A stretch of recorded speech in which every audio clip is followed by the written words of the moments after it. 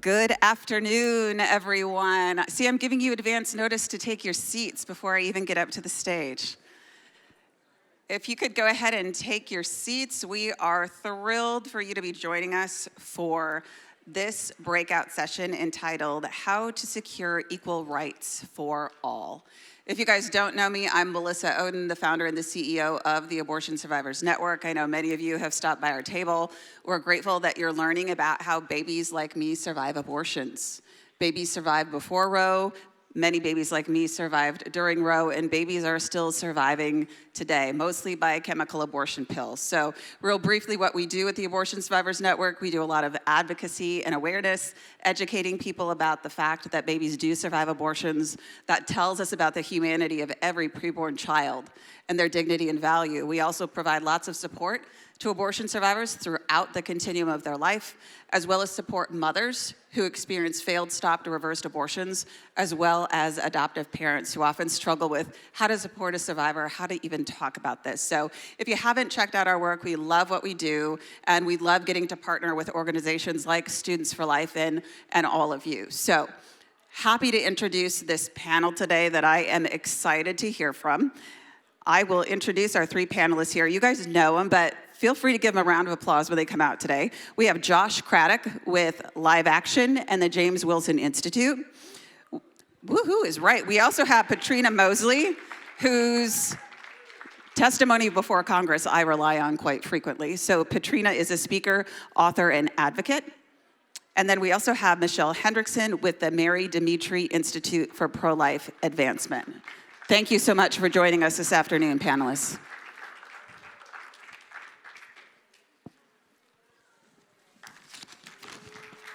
Great, thanks so much. Well, it's a pleasure to be with you all today. I'm so glad to see folks who, I know many of you were out there at the march. I was with you walking through the snow and the slush and enjoying that. So thank you for being here. I want to talk about how for the last 50 years, we marched with a goal in mind. And that goal was the overturn of Roe v. Wade, right? For 50 years, we marched to overturn Roe. And in 2022, in the Dobbs decision, Roe was finally overturned, right? So it was a massive victory. And now as we look forward, what is the next goal? What are we continuing to march for? And I want to offer you the North Star of our movement and argue that that North Star is the same that it has always been, that it is equal protection for the unborn, right? Born and unborn. Now, a century and a half ago, thank you, yes. Now, a century and a half ago, we fought a civil war and we amended the Constitution to ensure that every human being would be protected as a human person.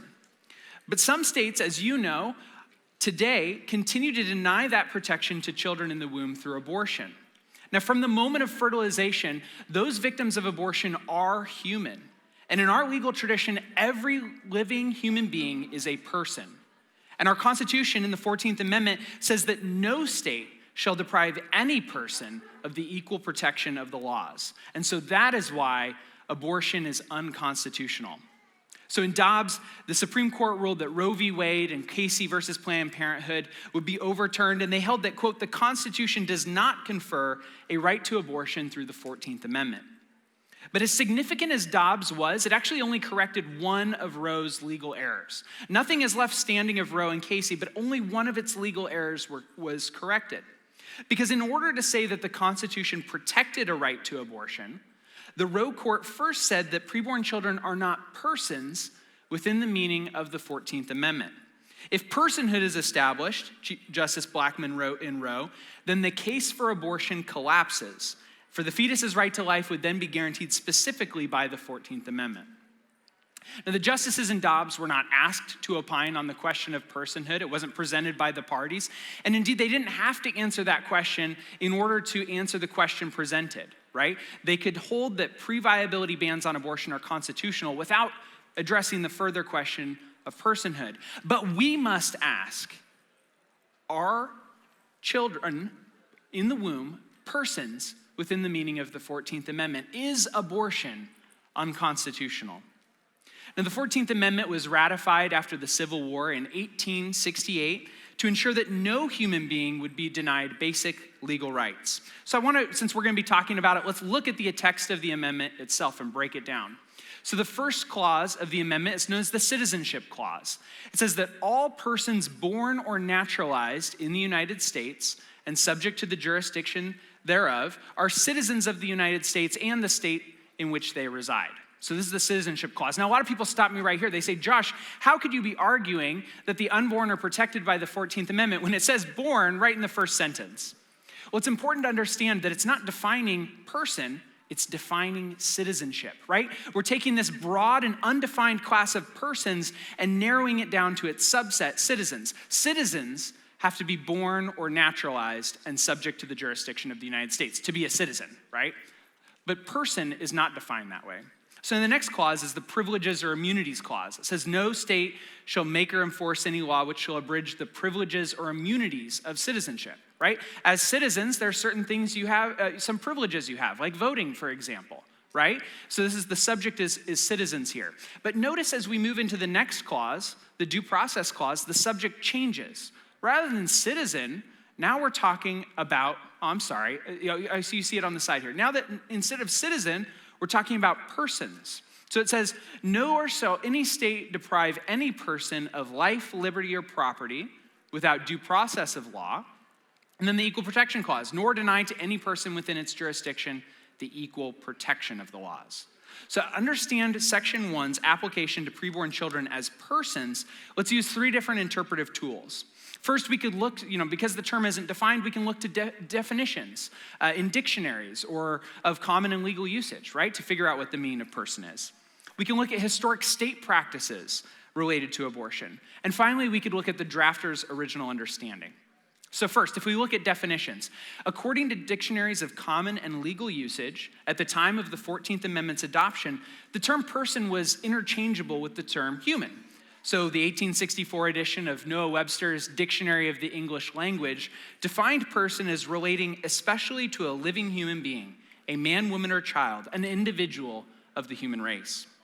In legal usage, every human being was considered a natural person. So the authoritative treatise writer, William Blackstone, actually begins his commentaries on the laws of England with a discourse on the rights of persons. And if you can believe it, William Blackstone, this great treatise writer who every founder of the United States would have had a copy of his commentaries on his shelf, he actually begins his discussion of the rights of persons with a discussion of the unborn child's right to life and personal security. He wrote that life is a right inherent by nature in every individual. And for Blackstone, if human life could be shown to exist, then legal personhood existed also. So second, let's look at state practice. There were centuries of common law precedent that was inherited from England in the colonies when they became independent. And that common law precedent consistently treated the preborn child as a person whenever it would be for his or her benefit. So based on authorities like Lord Blackstone and Cook, who were treatise writers, as well as landmark English cases, state high courts in the years leading up to 1868 consistently recognized that the unborn child throughout all of pregnancy, quote, is a person, and hence under civil and common law, to all intents and purposes, a child as much as if born. Right? That's from 1838 in Massachusetts. Now, at common law, abortion was unlawful at all stages of pregnancy, and it was typically criminally indictable as soon as the woman was quick with child, which was a phrase that had shifting meanings. Some courts understood this to be as soon as the child was alive or quick. Other courts understood this to be as when the child's life could be detected by the mother, sometimes called quickening. But this rule was designed to protect life as soon as it could be shown to exist, not to exclude protection prior to that point. The proper principle to derive is that as soon as life could be detected, it was protected. Now, by 1866, this quickening distinction had basically been abandoned by all jurists. And in fact, Chief Justice Tenney of the Maine Supreme Court accurately reported by that time that the quickening distinction has been abandoned by jurists in all countries where an enlightened jurisprudence exists in practice. Now, when the 14th Amendment was adopted in 1868, the states widely recognized preborn children as persons through all stages of pregnancy. So nearly every state had, in addition to its common law prohibition against abortion, had codified a statute prohibiting abortion, defining the elements of the crime of abortion by statute. So not only did these states prohibit abortion at all stages, but 28 jurisdictions labeled abortion as an offense against the person, right? So there might be offenses against property, maybe like trespass or something like that. And then there's offenses against the person, like homicide. And that's where abortion was classified in these state statutes. In fact, in 23 states and 6 territories, the statutory laws referred to the preborn individual as an infant or child. And the same Ohio legislature that ratified the 14th Amendment in January 1867, just 3 months later convened to consider one of those statutory prohibitions on abortion. And some of the same senators who voted for ratification wrote in their report that abortion at any stage is nothing less than, quote, child murder. So very strong language coming from 1867. So the third thing we might look at is the framers' understanding of the amendment's legal application, right? What did they understand the guarantee of equal protection and due process to accomplish? And Senator Jacob Howard, who sponsored this amendment in the Senate, he declared that the amendment's purpose was to, quote, disable a state from depriving not merely a citizen of the United States, but any person, whoever he may be, of life, liberty, or property without due process. And even the most despised of the human race were guaranteed equal protection. As Justice Hugo Black later put it, the 14th Amendment, people were told, the history of the 14th Amendment proves that people were told that the purpose was to protect weak and helpless human beings. Now, one mistaken approach to constitutional interpretation might claim that the 14th Amendment doesn't protect preborn children because it was most immediately designed to protect Black Americans from discriminatory, unequal treatment. But the amendment's framers deliberately chose a broader term, any person, to accomplish and to affect any human being who might be denied due process and equal protection of the law. They deliberately chose that broader language to apply to future circumstances. Another mistaken argument might rely on the fact that constitutional rights are typically only enforceable against the government, right? Not against private actors, right? You can't sue your parents for violating your freedom of speech because they tell you to shut up, right? You can only sue government officials and officers and government actors for violating your constitutional rights. And that's called the state action doctrine. So a state's failure to protect an individual from an act of private violence typically isn't considered a constitutional violation of due process. So how could abortion be unconstitutional? Well, the Supreme Court has long recognized that the state may not, of course, selectively deny its protective services to certain disfavored minorities without violating the Equal Protection Clause. So imagine if a state passed a statute and said that it's lawful to commit a homicide with malice aforethought so long as the victim is Black or of Croatian ancestry or left-handed. Right? These would be obvious constitutional violations and denials of equal protection, and the state action is the legislative act to pass such a law, right? That's why we call it an act of Congress or an act of the legislature, right? So that's where the state action comes in that makes state denial of equal protection unconstitutional. Now, nothing I've said today is a new idea. All of this has been around from the time of Roe itself. Right? The state of Texas, in its initial arguments in Roe, argued that the fetus is a person within the meaning of the 14th Amendment, right? Any Texans out there? All right, yeah, there we go. Good. Not only that, even President Reagan agreed that the 14th Amendment applies to the preborn. He actually issued a proclamation in 1988 on the occasion of the March for Life, in which he declared, quote, "The well-being and the future of our country demand that protection of the innocents must be guaranteed and that the personhood of the unborn be declared and defended throughout the land." So where does that leave us after Dobbs? I think every level and branch of government has a role to play, right? Beginning with the states. Obviously, every state has an obligation to exercise its general jurisdiction to enforce the equal protection guarantee and to protect its unborn residents from the violence of abortion. But there's an inescapable federal role to play as well. One of the mistakes of people trying to characterize Dobbs is they've often said that it leaves the abortion policy to the states. That's not an accurate representation of what Dobbs held. Dobbs' holding was that there is no constitutional right to abortion. Now, the practical implication of that decision was that now the states are enabled to prohibit abortion, right? But they did not reach the personhood question. That is the subject of litigation and legislation going forward. And we're going to hear more about how that's going to be played out. But the 14th Amendment gives Congress an enumerated power to, quote, enforce by appropriate legislation the guarantees in the amendment. So that's in Section 5. Our federal government is not supposed to legislate on things unless they have an enumerated power to do so, right? And that's where the enumerated power to protect unborn children comes in. It's in Section 5 of the amendment, to enforce by appropriate legislation the guarantees of Section 1. As the Supreme Court explained in 1880, whatever legislation is adapted to the equal protection of the laws against state denial or invasion is brought within the domain of congressional power. So that's Congress. What about the president? The next pro-life president, who understands the Constitution's protections for life, can instruct each department and agency under his or her purview to, within their realm of authority, recognize and protect human persons in the womb, right? So the next pro-life president can instruct, for example, the Department of Health and Human Services to instantiate this understanding of equal protection under the 14th Amendment and to, for example, prohibit the distribution and sale of chemical abortion drugs.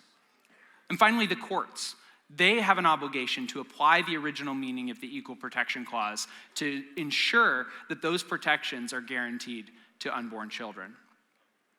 Preborn children are constitutionally entitled to due process and the equal protection of the laws, and the Constitution, properly interpreted, prohibits abortion through the 14th Amendment. And every government officer who swears an oath to uphold the Constitution has an obligation to ensure that those rights are protected. In America, abortion is unconstitutional. Thank you very much.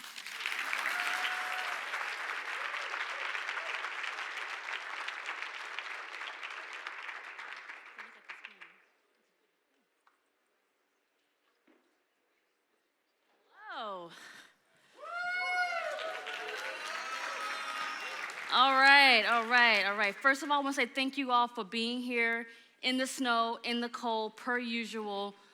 You guys are relentless. So, all right, we're going to keep going here. I want to recap just really quickly what my colleague just finished saying to you, is that the 14th Amendment guarantees due process and equal protection to all persons of the human species, and that includes the unborn. That's not complicated. Unless women are conceiving raccoons and all of a sudden they become human beings once they're out of the womb. I don't know. But if we're going to go with the natural understanding of persons, it's safe to say it's a child, okay?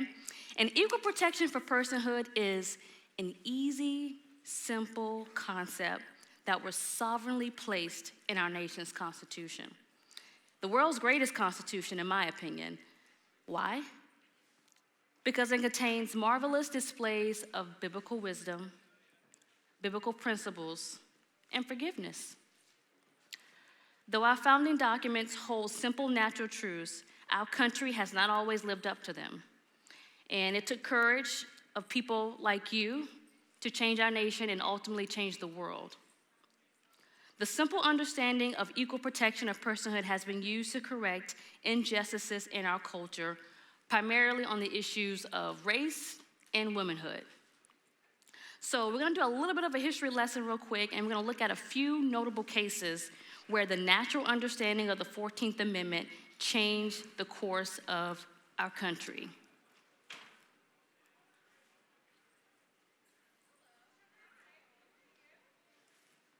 Let's see here. It was on the sides. Oh, okay, I'm looking at the wrong screen. I'm like, why is the screen not changing? Okay, there we go.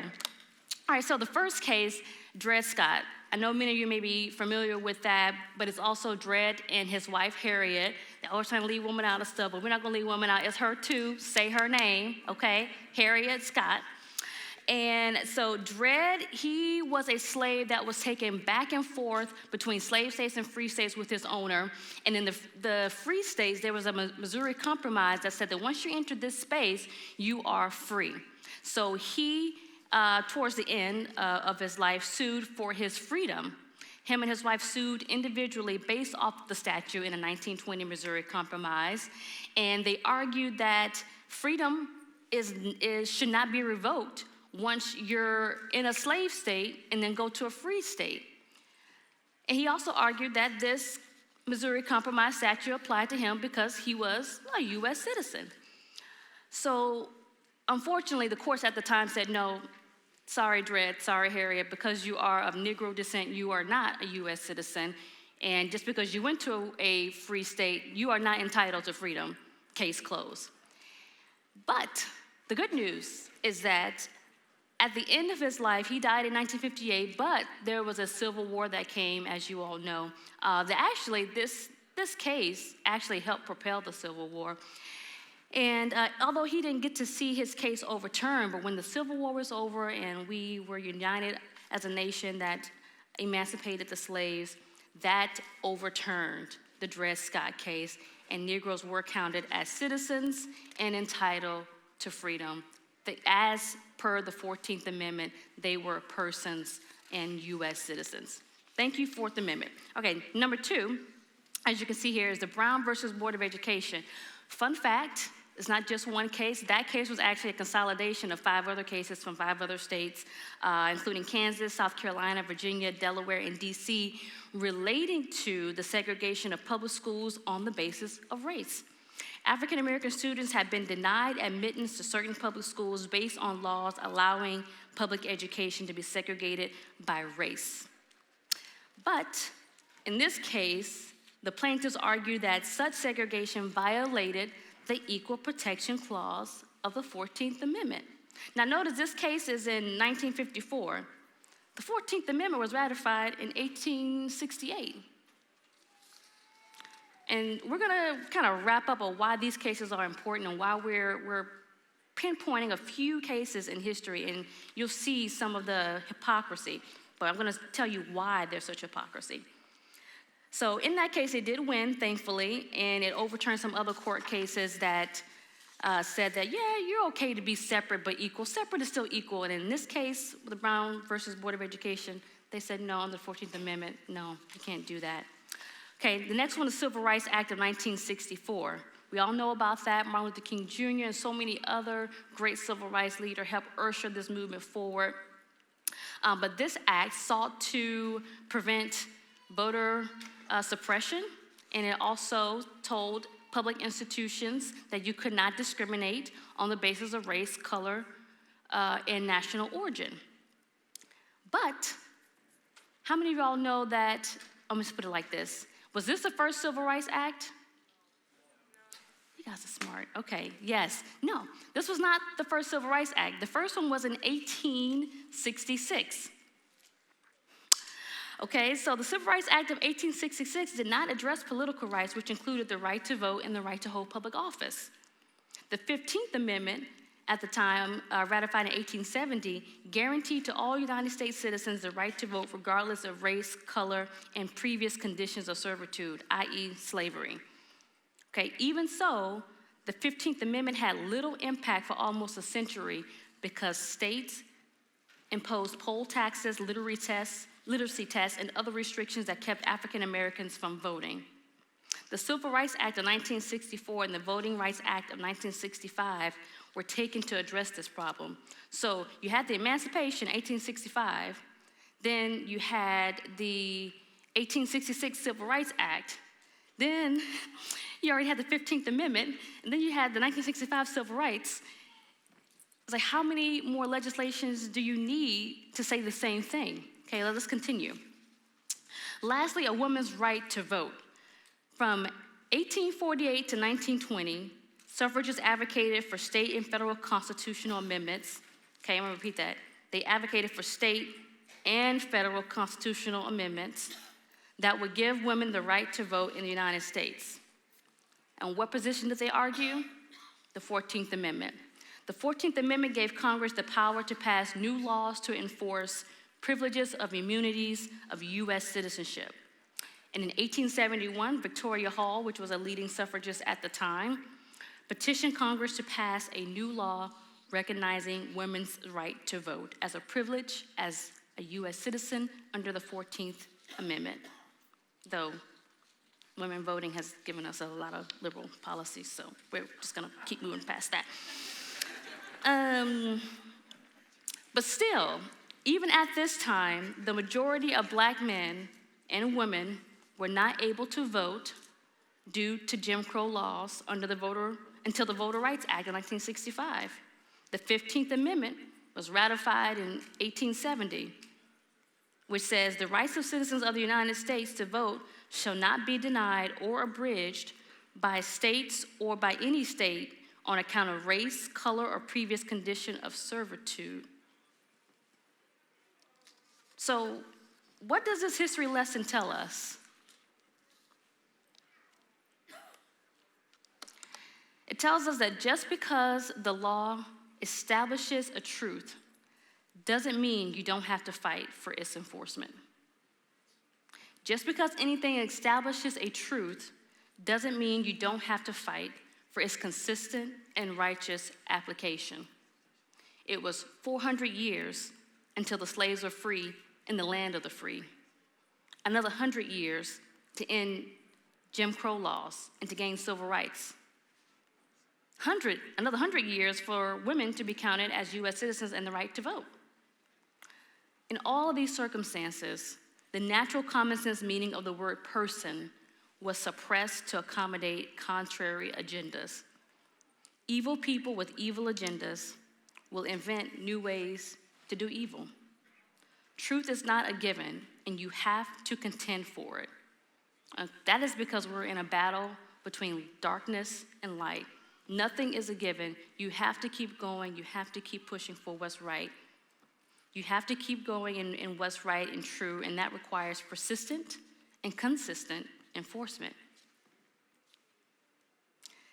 And one of my favorite quotes is that the right time to do the right thing is right now. Martin Luther King Jr. In the case of abortion, the common sense meaning of the 14th Amendment saying the state shall not deprive any person of life is the polite way of saying people don't have the right to murder you. We have laws that typically prosecute this crime, and that's because life is given by God, not the state. And people don't have the right to take innocent life. Abortion is a great evil in our time, where one can simply be discarded for being inconvenient.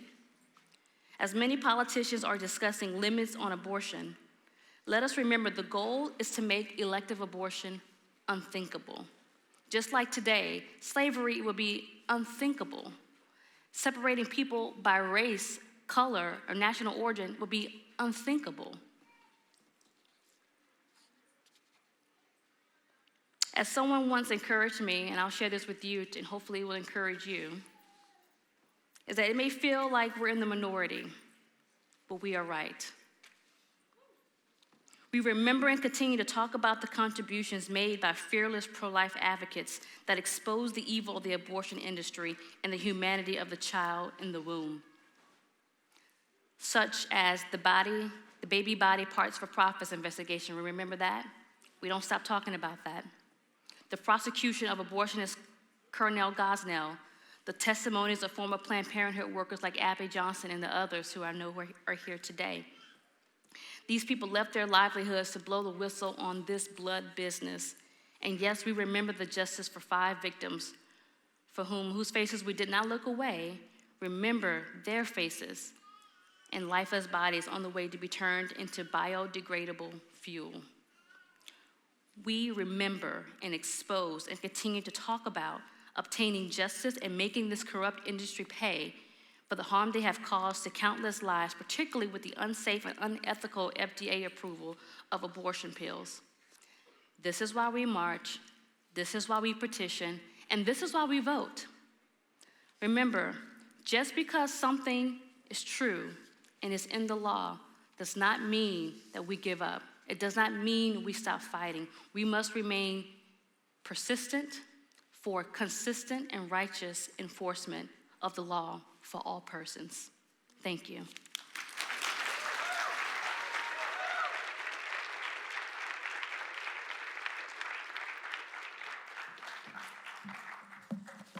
Well, I am so thankful that Josh and Patrina did all of the hard work, and I get the fun part of how do we package this all together in a message that can work. So again, my name is Michelle Hendrickson, and I am truly blessed to lead our Dimitri Institute for Pro-Life Advancement, which is the research arm of the pro-life generation. And in the summer of 2023, we conducted a study assessing the best possible messaging to pro-lifers on the viability of using the 14th Amendment as our next national rallying cry. What has been especially interesting for this piece is it's a little bit of insider baseball today. What I'm about to share with you, we have never actually published on our Institute for Pro-Life Advancement website. So you're truly getting the inside look here. We have only shared this with leaders of other pro-life organizations. But a little bit about us. This is what we do. If you have never heard of the Dimitri Institute for Pro-Life Advancement before, we provide research, messaging, and innovative action unifying the pro-life movement to end the violence of abortion. So there are some recent studies just in the past just in the past couple months, 3 big projects that I won't have time to go into today, but just so you're aware of the work that we do. In December, we released the Christian Schools Project, one of my favorites, and we researched the possible connection between Christian schools and Planned Parenthood. And yes, sadly, 1 in 10 Christian universities in this country have a relationship or connection with Planned Parenthood. Anything from inviting them onto campus as a speaker or actually referring out to them. So go online and read that study and see where, if you go to a Christian school, where they lined up. In November, we did our own exit poll in Ohio for the election there to learn about the youth vote in Ohio on issue 1. We learned that 85% of those who were motivated to vote no did so because they wanted limits on abortion. They did not want abortion through all 9 months. So that taught me we have to talk about abortion during ballot referendums. And then finally, just this month, we released a national youth vote poll that showed more than 6 in 10 youth voters want limits on abortion. Again, the majority do not want abortion on demand through all 9 months. But those are studies that you can find online. Back to the 14th Amendment and our methodology for this one. So for this study, again, this was actually an internal study where instead of researching public opinion, we researched you guys. So you may have actually participated in the survey if we sent out an email to our student list and our supporter list, and then there was also a consumer panel. But we wanted to know what you guys think. We wanted to know what messages would inspire you, the pro-life movement, to champion the 14th Amendment, and is this even possible? So we did qualitative interviews with leaders within the pro-life movement, and then we did an online survey through our list, again, supporter list, and then this online consumer panel. And what this taught us, first, as a baseline, we asked, how is the pro-life movement doing today? How is the pro-life movement doing today? How would we rank ourselves if we're being honest, from struggle bus to surviving and thriving? Where are we? So some good news I have for you that you can see here, that the movement is perceived overall as doing well. Not totally thriving yet, but we perceive ourselves as doing well. We're aware that this is not nearly over. The next thing we learned is when pro-lifers reflected on the greatest need in the movement, there were so many things that they were able to respond to. This was a multi-select, so they could select more than one. The idea of a national rallying cry, having that one thing, it was the lowest. So it just wasn't on the minds of the general pro-lifer. They chose it about 1/4 of the time, but it was the lowest of their priorities. And this taught me 2 things. I saw 2 things in here. First one, y'all just love to love. You love to serve. Service is on your mind, right? We are so focused on changing minds on campuses, spreading awareness of pregnancy help centers. You do the good work. That is where your mind is. But this, the second thing is this helps leaders. So if you're the leader of a pro-life organization or you aspire to be one day, this helps us realize that the general pro-lifer isn't focused on national strategy, for better or for worse. It's just not where their mind is. And that's okay, it's understandable. But we have to reach that general pro-life person who shows up to march, and then they go home all year long, and then they just kind of do their thing, and they really haven't thought beyond their next service project. That is a challenge we have to be aware of, that they are not tuned into a national strategy, for better or for worse. The next thing we learned, some good news though, is that while a rallying point wasn't naturally chosen, almost everyone agreed, yeah, we need this. So here are some direct quotes from leaders, some pro-life movement leaders who you're actually hearing from at this conference today. Now, they're unnamed. I'm not going to tell you who's who, because it's a study. I'm not going to reveal who it was. But some people are here today, and they said things like this. There is a bit of a vacuum and not much consensus now in the movement as to what the goal is. Here's another one. There has become a question of what we're rallying around nationally. There's a need for something that we can all get behind. This longer one's interesting. We always said that the goal never should have been overturning Roe v. Wade. That was a strategy and tactic along the way to the ultimate goal, which in our view is to make sure every child and parent has abundant life. The pro-life movement for decades thought the goal was to overturn Roe. So when it got overturned, I don't think that we came up with a new goal. These are the leaders of the pro-life movement. Where's our goal? What are we doing? What's going on? Here's my favorite. How do we go from a post-Roe to abortion-free? The ultimate goal is to stop all abortions. Come see us at the Abortion-Free Cities panel right after this, because I'm on that one too, and I'm so excited how to talk about how do we get there? How do we do this? How do we get to abortion-free? What is that national rallying cry? So there is a clear need, but what challenges might we face, and what messages work best? Well, the first challenge is going to be our familiarity with the 14th Amendment. You know, I've heard Josh give that speech twice now, and I still feel like I learned something new. I am a girl of many talents. I helped lead this research study. I could make homemade gnocchi with my eyes closed and no recipe. It's delicious. Do not quiz me on the Constitution. I'm not going to get it right. I was just taking notes furiously back there. And you know what? That's true for most pro-lifers. They have not heard us as leaders talk about this. And only about 10% in this survey were confidently familiar in the 14th Amendment. So this means we may face the challenge of educating people on the 14th Amendment first. Or is the best message one that highlights pieces of the 14th Amendment that are important and work in a way that can inspire them? So I'm going to go through super fast the 4 storylines, we called them, the four messaging stories that we walked people through as they did these interviews, as they did these surveys, and each story had a basic theme. Each story picked out sections of the 14th Amendment to see what would resonate, and then they sort of reacted to them and ranked them, and we'll get to the results of which stories performed better. But just to walk you through all 4 storylines, it's really 3, and then the third one kind of took a turn, so we made like a 3A and a 3B. But here's the first one. Here's how that first storyline goes. The theme was win the war for good, and then we pulled out the originalist interpretation. So it went something like this. The 14th Amendment will allow us to win the war on abortion for good.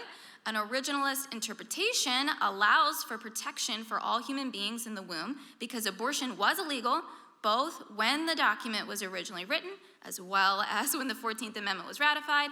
Therefore, we can be confident that the 14th Amendment can be applied to protect preborn life. And then the last one is the same for all the stories because it's the end result of the goal of, therefore, we must elect a Congress who will apply the 14th Amendment. So that's story number 1. I'm not going to give you the results yet. You got to wait. Story number 2. The theme here is hope. Who doesn't love hope? Hope that all persons can be protected. And it acknowledges what we saw in a lot of the qualitative interviews that, man, there's still a lot of work to do. We're not done yet. So this message incorporated those pieces. And story number 2 sounded like this, that we have hope to see all human beings regarded as persons and therefore protected from the violence of abortion. There is still work to do to ensure systems are in place to support pregnant women and to legally protect all humans born and preborn. The 14th Amendment already allows for such protection to be applied to preborn persons and is attainable. There's that hope again. It is attainable within our lifetime. You know, at Students for Life, we said that a lot about overturning Roe, and we were called crazy. And here we are, and I love it. So this is attainable. I'm going to claim it. This is attainable within our lifetime. We have hope. And again, therefore, we must elect the right congresspeople. All right. Story number 3, and this is sort of the first of 2 versions, talked about that idea of personhood. You heard that talked about a lot with the 2 speakers before me. Personhood for all, and we highlight this history of wrongs and other human rights atrocities that we've committed where the 14th Amendment has defended vulnerable people groups. So here's storyline 3A. It says, we have lost sight of the importance of securing personhood for all. History has shown countless examples when attributes of human beings were used to define a group of non-persons, resulting in discrimination or violence. The 14th Amendment gives us the opportunity to protect all human beings and avoid personhood abuses in the future, and of course, therefore, elect the right Congress. You guys get the deal. Now, last one. A little twist on the personhood messaging here. This is personhood for all, but focusing on due process and defining what a human person is. And this one kind of has a little bit of everything. It's a little bit of a cheat message because it also talks about the originalist interpretation as well. So we're trying to make everybody happy in this one. But I really think the flow of this final message is what won the day. So I will show you the results now. For all of our stories. So after reading through each story, the respondents reacted, and here are the results across all audiences. I think I deleted my own key out, so you don't actually know what those bars mean. The black bar is the response of our students. The red bar is the response of our supporters, adult donors, and the blue bar is that of the consumer panel. And you can kind of already see the consumer panel was a lot less picky than you all. So I don't know, when you're in your own work, you're just really particular. And so I kind of noticed that across the board. If it was a consumer panel person that's not necessarily within Students for Life, they were kind of happier, like, yeah, that sounds good, yeah, that sounds good. Y'all were really picky about story 1, so that was the first thing I noticed. Story 1 was the only one that had significantly lower scores. That was that language, if you remember, winning the war and this historical originalist interpretation. Those are all logical things. They weren't very inspiring, right? They weren't very inspiring. The story of hope and that first variation of personhood for all, those were decently received. I mean, it's a big deal that over half, found that these were enthusiastic, very enthusiastic messages. But consistently, the highest scoring message, was story 3B. And it had a little bit of everything, but mostly personhood in regard to due process and equality for all, and what we know science says about human beings. One thing we learned, though, is that there is so much more to explore. So one thing that this study did was we packaged these 4 storylines, but then we let the person taking the survey pick out single lines from within any story and make their own story. And well, they loved that a lot. Like, well, let me just, give me the driver's seat here, and I'm going to tell you how to make it. And so I'd love to tell you that we could figure out exactly what that storyline is, but it was unique for all, over 1,000 survey respondents, so you're never going to know exactly which one. But what we do know from this is that people are excited about using the 14th Amendment, and what we could pick out is which of those lines were chosen most often when they made their own story. So I'll close with the top messages, and I believe they are the ones that concerned our goals. Go figure, people want to know where we're going. Just tell me where we're going. Like, I'll get in if you could explain it to me. So it involved personhood, goals, and history. So top line message was the preborn are members of the human species from the moment of fertilization, right? We want rights at conception. You're pro-lifers, you get this, and man, if everybody else would just get this too. And then the next one was on our goal. We need to elect the right Congress. If any of this is ever going to happen, the next one was about our history. Let's not repeat the past, let's learn from it. We never want to see these human rights atrocities again. And then finally, acknowledging that there is still good work to do, because that is always humbling and important. So here are just some final thoughts for you all as we're the wheels are turning about this national strategy. It should give you goosebumps that we have so much to do that is good and attainable, that we can do this, that there is an appropriate national rallying cry. The need for the unifying message is so critical to get us all on track, to get us all unified and together. And the response to the 14th Amendment as that rallying cry has potential, it has promise. However, we need to find the right story. This tells me there's a little bit more testing that we need to do. So I'm excited to explore this topic with you throughout the next year. Please make sure that you're checking that Institute for Pro-Life Advancement website, because that's where we are going to publish all of this research for how you can make a difference in your community, in your church, and on your campuses with this information. And that's it. I will see you at the Abortion Free Cities panel next. See how I plugged that a couple of times. Thank you all.